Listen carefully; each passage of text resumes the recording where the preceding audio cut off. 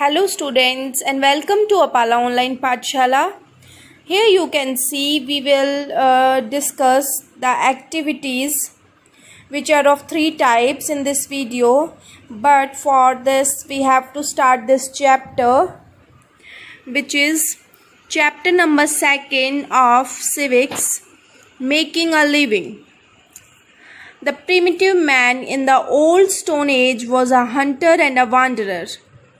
Hunger was natural to man, but he didn't know how to produce food. जो पहले के प्राचीन काल का मानव था, मीन्स आदमी था, वो ओल्ड स्टोन एज से बिलोंग करता था और वो हंटर और वैंडरर था। मीन्स वो एक जगह से दूसरी जगह घूमकर और शिकार करके ही अपना भोजन प्राप्त करता था। भूखमरी उस टाइम पे बहुत ज़्यादा नेचुरल थी, क्योंकि कभी शिकार मिलता था और कभी नहीं मिलता था, उसे भूखा ही सोना पड़ता था। उसे उस टाइम पे नॉलेज नहीं थी कि खाना उगाया भी जा सकता है। Wild growth of plant, fruits, sweet fruits, berries, ये सब जो अपने आप नेचर प्रोड्यूस करते थे, वो उसके लिए नेचुरल फूड होता था और वो इन्हें बिना पकाए सीधा ही खा लेते थे। वो वाइल्ड एनिमल्स को जंगल में देखते थे, उनका शिकार करते थे और उनका कच्चा मीट खाते थे। लेकिन प्राचीन काल का आदमी एक जगह पर बहुत समय तक नहीं रह सकता, क्योंकि कुछ समय बाद वहाँ पे फल फ्रूट कम पड़ जाते थे। इसके अलावा वहाँ के जितने भी वाइल्ड एनिमल्स थे वो धीरे धीरे लुप्त हो जाते थे।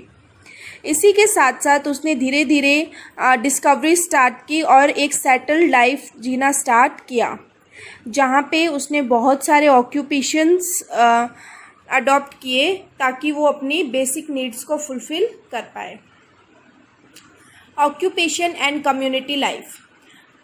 N occupation is a trade और a job that is followed to earn money.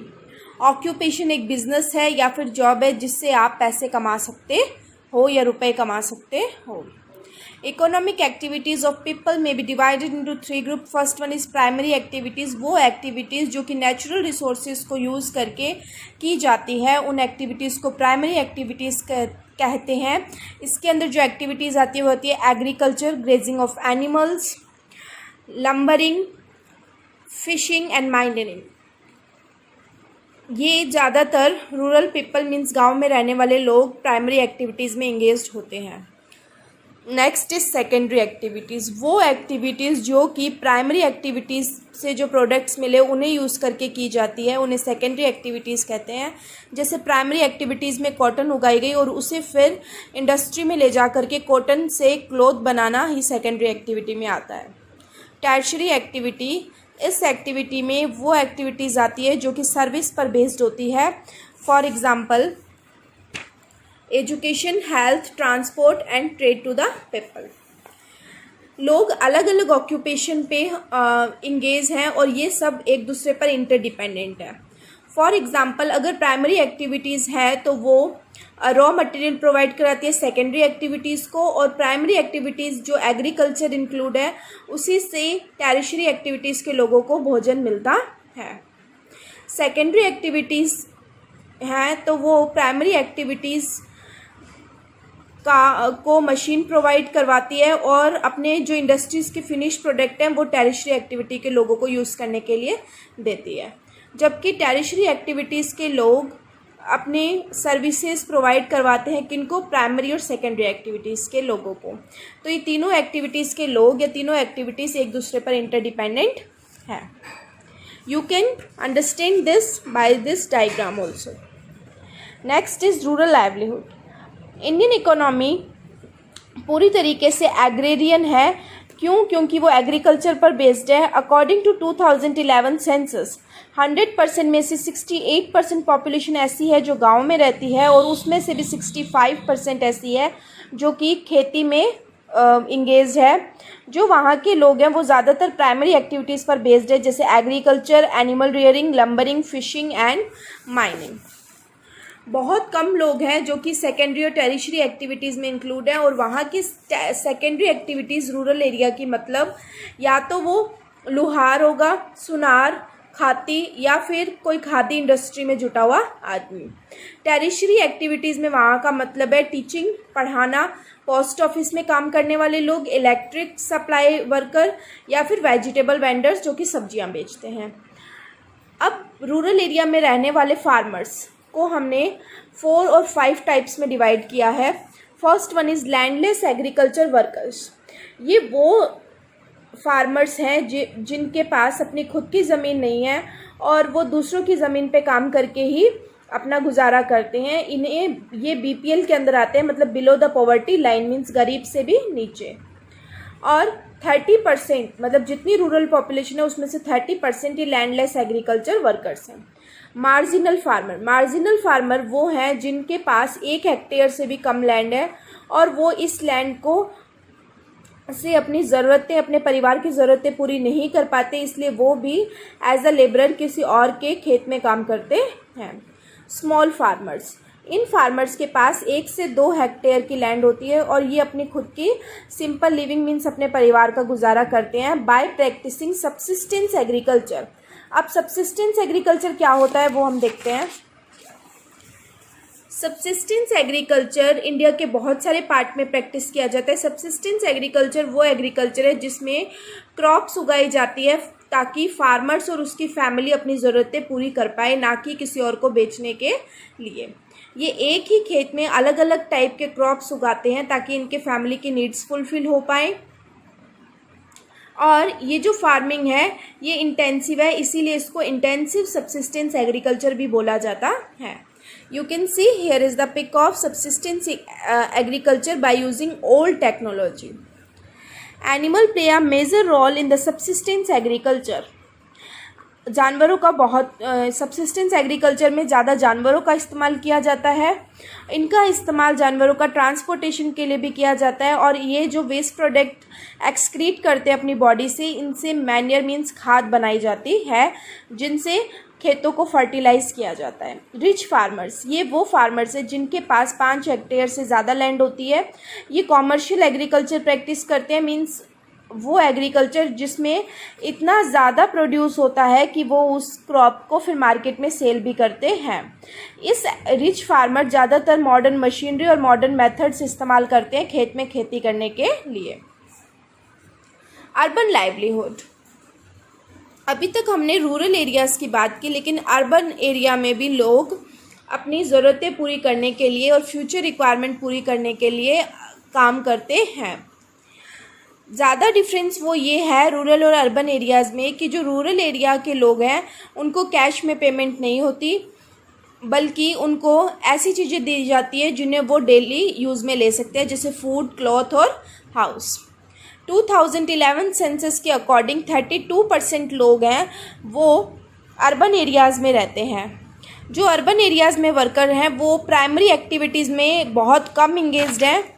वो जो काम करते हैं वो है सेकेंडरी और टेरिशरी सेक्टर में। सेकेंडरी एक्टिविटीज़ अर्बन एरिया में मतलब है manufacturing and processing of various product, means हम ये मान सकते हैं सेकेंडरी एक्टिविटीज़ के अंदर इंडस्ट्रीज़ और फैक्ट्रीज आती है जो कि प्राइमरी एक्टिविटीज़ का से रॉ मटेरियल लेती है और फिर उनसे नए नए प्रोडक्ट बनाती है जो हम लोग यूज़ करते हैं। टेरिशरी एक्टिविटीज़ का मतलब है वो लोग जो ट्रांसपोर्टेशन, ट्रेड, हेल्थ, एजुकेशन और एडमिनिस्ट्रेशन में काम करते हैं। सेकेंडरी और टेरिशरी एक्टिविटीज़ का जो बेस है वो अर्बन एरियाज़ में है, क्योंकि रूरल एरियाज़ के लोग धीरे धीरे करके अर्बन एरिया की तरफ आ रहे हैं और इसी मूवमेंट को मीन्स एक जगह से दूसरी जगह रहने के लिए जाना माइग्रेशन कहा जाता है। 2 मेन कॉजेज़ हैं माइग्रेशन के कि लोग एक जगह से दूसरी जगह क्यों जाते हैं, लोग गांव छोड़ करके शहर क्यों जाते हैं। पहला, माइग्रेशन फैक्टर, क्योंकि रूरल एरियाज़ में, गांवी इलाके में एम्प्लॉयमेंट अपॉर्चुनिटीज़ नहीं है, नौकरी की अपॉर्चुनिटीज़ नहीं मिलती उन्हें, जो इनकम होती है वो भी कम होती है, एजुकेशन नहीं है, ट्रेनिंग नहीं है, ना ही उनको हेल्थ फैसिलिटीज़ मिल पाती है। इन सब मुसीबतों से छुटकारा पाने के लिए लोग अर्बन एरियाज़ की तरफ जाते हैं। अट्रैक्शन फैक्टर, जो लोग अर्बन एरियाज़ में रहते हैं, जो लोग रूरल एरियाज़ में रहते हैं, उनको अर्बन एरिया अट्रैक्ट करता है। मींस वो देखते हैं कि जो अर्बन एरिया में लोग रह रहे हैं उन्हें education, medical, health facilities, job opportunities, railway और मस्ती के लिए अलग अलग सेंटर्स, रेस्टोरेंट, पार्क्स, ये सब कुछ इजीली अवेलेबल है। तो रूरल पीपल को ये सब चीज़ें, मतलब गांव में रहने वाले जो लोग हैं उनको ये सब चीज़ें बहुत ज़्यादा अट्रैक्ट करती है और इसी वजह से वो लोग शहर जाते हैं। नेशनल सैंपल सर्वे में ये रिपोर्ट आई थी, उसमें ये था कि जो ज़्यादातर लोग रूरल एरिया से अर्बन एरिया की तरफ जा रहे हैं उसका कारण ये है कि उनको एक तो जॉब अपॉर्चुनिटीज़ मीन्स उनको नौकरी चाहिए और दूसरा उनको फीमेल चाहिए। मीन्स गांव में रहने वाले माना जाता है कि गांव में रहने वाले लड़कों की शादी बहुत ही लेट होती है। मीन्स कोई भी लड़की गांव में जाके शादी नहीं करना चाहती। ज़्यादा से ज़्यादा रिसोर्सेज का इस्तेमाल करना और नौकरी पाना, नौकरी की अपॉर्चुनिटीज़ मिलना, डिसेंट्रलाइजेशन ऑफ इंडस्ट्रीज़, ये सब कुछ इंडिया में बहुत ज़्यादा ज़रूरी है। मीन्स हम ये कह सकते हैं कि हम रिसोर्सेज का जितना ज़्यादा हो सके इस्तेमाल कर पाएँ और हमें जितनी ज़्यादा हो सके उतनी नौकरी के अपॉर्चुनिटीज़ मिले। तो इसके लिए हमें डिसेंट्रलाइजेशन ऑफ इंडस्ट्रीज़ बहुत ज़रूरी है। मीन्स गवर्नमेंट से जो इंडस्ट्रीज़ है वो प्राइवेट सेक्टर के हाथ में आ जाए। इसके लिए गवर्नमेंट बहुत सारी स्टेप्स उठा रही है ताकि वो सेल्फ एम्प्लॉयमेंट और रेगुलर एम्प्लॉयमेंट अपॉर्चुनिटीज़ निकाल पाए। सेल्फ एम्प्लॉयमेंट क्या होता है बेटा? वो होता है जिसमें आदमी किसी और पर डिपेंड ना रह करके खुद के रिसोर्सेज यूज़ करके ही पैसे कमा पाए। और रेगुलर एम्प्लॉयमेंट मीन्स साल के 12 महीने उनके पास काम हो। इन्हीं सब चीज़ों को लेकर के गवर्नमेंट स्टेप्स उठा रही है। सबसे बड़ा है स्किल डेवलपमेंट। अनएम्प्लॉयमेंट को दूर करने के लिए स्किल डेवलपमेंट क्लासेस चला रही है, जिसमें जो लोग हैं उनको स्किल डेवलपमेंट स्कीम्स बताई जा रही है, जिसमें इंडस्ट्रियल ट्रेनिंग इंस्टीट्यूट खुल रहे हैं जिनमें लोगों की अलग अलग स्किल्स को पहचान के उन्हें काम सिखाया जा रहा है ताकि वो आगे जाके इंडस्ट्रीज़ में काम कर पाएँ। इसके अलावा गवर्नमेंट ऐसी स्कीम भी निकाल रही है जिसमें जो छोटे बिजनेस जो अपना खुद का बिजनेस स्टार्ट करना चाहते हैं उनको लो कॉस्ट कैपिटल प्रोवाइड करवा रही है। मीन्स उनको लोन दे रही है जिस पे इंटरेस्ट बहुत कम होता है। Employment opportunities in rural and urban areas, जैसा कि हमने अभी डिस्कस किया कि अलग अलग टाइप के एम्प्लॉयमेंट अपॉर्चुनिटीज़ रूरल और अर्बन एरियाज़ में अवेलेबल है, लेकिन फिर भी वो जो लोग हैं उनको ऐसा काम नहीं मिल रहा जिसमें वो इजीली जिसमें उनको फ़ायदा लगे। The situation in which a section of people who are able and willing to work, ऐसी सिचुएशन जिसमें लोगों के पास काम करने का मन भी है और लोग काम कर भी सकते हैं लेकिन फिर भी उन्हें काम नहीं मिल रहा, तो उसे अनएम्प्लॉयमेंट बोलते हैं। ऐसा बहुत जगह पर है कि लोगों को पूरे साल काम मिलता है और मतलब कई महीने काम मिलता है और कई महीने वो अनएम्प्लॉयड रहते हैं। इसी को इर्रेगुलर एम्प्लॉयमेंट बोलते हैं, जबकि रेगुलर एम्प्लॉयमेंट बोलते हैं जब साल के 12 महीने वर्कर के पास काम हो। Situation when a worker get work for whole year. Regular employment मैंने आपको बताया पूरे साल के लिए 12 महीने में 12 के 12 महीने जब वो काम करे तो वो रेगुलर एम्प्लॉयमेंट है। जबकि डेली वेज अर्नर्स भी है जिनको मतलब आज काम किया तो आज के आज पैसे मिल जाते हैं, कल काम नहीं किया तो कल नहीं मिलेंगे। मीन्स उनके काम के ऊपर उनके पैसे डिपेंड होते हैं, उनको भी रेगुलर एम्प्लॉयमेंट नहीं मिलती। अगर हम इंडिया की बात करें तो जो डेली वेज अर्नर्स है मीन्स जिनको रोज़ के रोज़ पैसे मिलते हैं उनको भी काम सिर्फ 1/3 साल मिलता है। मीन्स 12 महीने में से सिर्फ 4 महीने काम मिलता है। बोथ डेली वेज अर्नर्स और regular employment worker depend on others for work. चाहे वो डेली के डेली पैसे मिले, चाहे उनको 12 महीने किसी के नीचे काम करना पड़े, लेकिन वो अपने सेठ के ऊपर, अपने मालिक के ऊपर पूरी तरीके से अपने पैसों के लिए डिपेंड है। इसी प्रॉब्लम को सॉल्व करने के लिए गवर्नमेंट ने सेल्फ डेवलपमेंट प्रोग्राम्स चलाए हैं। इसमें ऐसी सिचुएशन आती है जब वर्कर को अपने काम के लिए किसी और पर डिपेंड होना नहीं पड़ता, वो अपने खुद के रिसोर्सेज और ट्रेनिंग का इस्तेमाल करके अपना खुद का बिजनेस और अपना काम कर सकता है। सो स्टूडेंट्स, हमारा चैप्टर यहीं ख़त्म होता है। आई होप दैट आपको चैप्टर समझ आ गया होगा। Thank you so much for watching this video.